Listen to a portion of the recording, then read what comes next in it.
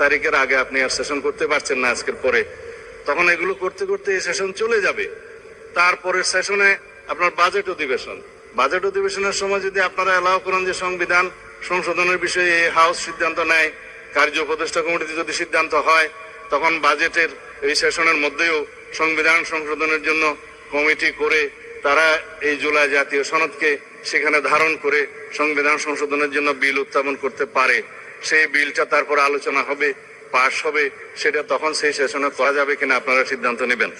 তো ওইখানে ওইভাবে হয়তো বলছেন। আমি বললাম না যে ভাই কথার মার পেয়েছে যদি ফেলতে পারেন সবকিছু, তাহলে দেখবেন যে সব আস্তে আস্তে স্তীমিত হয়ে যাবে। কিসের কি জুলাই সনদ, ওই যে দেখবেন যে জুলাই সনদ নিয়ে এই সরকার, আমি আপনাকে আজকে বলে দিচ্ছি, নমুনা লক্ষণ বলতেছে যে এই সরকার জুলাই সনদ নিয়ে কোনো কাজই করবে না। আমি আজকে বললাম কথাটা দেখেন, মিলাই নিয়েন যে আসলে যে বলছিলাম, আমি আমার একটা ভিডিওতে বলছিলাম যে দেশটা শান্ত হইয়াও হইল না শান্ত। তো এটার পিছনে আমরাই দায়ী, আমরা কিছু স্বার্থান্বেষী ব্যক্তি দায়ী। আমরা আমাদের নিজেদের স্বার্থের জন্য, জাস্ট সিম্পল ব্যক্তি বিশেষে নিজেদের স্বার্থের জন্য আমরা এই কাজগুলো করছি।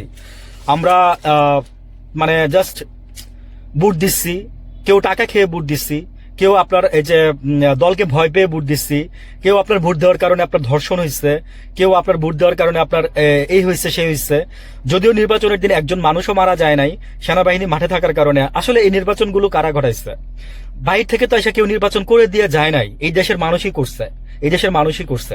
এবং কোন বাহিনী এগুলোর সাথে আপনার সরাসরি জড়িত ছিল, কিন্তু আমরা আপাত দৃষ্টিতে দেখতে পারতেছি না। কিন্তু যদি পারিপার্শ্বিক দৃষ্টিতে দেখি, তাহলে আমরা এই জিনিসগুলো বুঝতে পারবো। সাধারণ মানুষের বোঝার ক্ষমতা তো অসম্ভব, সাধারণ মানুষের বোঝার ক্ষমতার বাইরে এই জিনিসগুলো, এই কথাগুলো, মেটিকুলাস ডিজাইন, ডিপ স্টেট, এগুলো বুঝেন না কেউ, আমি জানি। 50% দেশের 50% মানুষ বুঝে না। হ্যাঁ, তো আসলে কি জানেন যে ওই যে যত অশিক্ষিত মূর্খ বানায় রাখতে পারবেন তত আপনার লাভ, আর যত আপনি অশিক্ষিত মূর্খ বানায় এই দেশটাকে চালাইতে পারবেন তত আপনার বেশি লাভ। আগের দিনের রাজারা কিন্তু তাই করতো, স্কুল বানাইতে চাইতো না, ঢাকা বিশ্ববিদ্যালয় বানাইতে চাইতো না, চায় নাই। তারপর হচ্ছে বুয়েট বানাইতে চায় নাই। হ্যাঁ, সলিমুল্লাহ সাহেব কিন্তু বুয়েটের আপনার বানাই দিয়ে গেছে, জানেন কিনা আমি জানি না।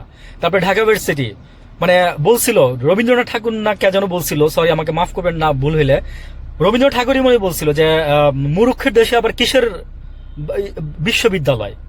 বুঝছেন, আমাদেরকে এইভাবেই তারা ট্রিট করছে, আমাদেরকে তারা গোলাম বানায় রাখতে চাইছে তাদের কাদের, বুঝছেন তো।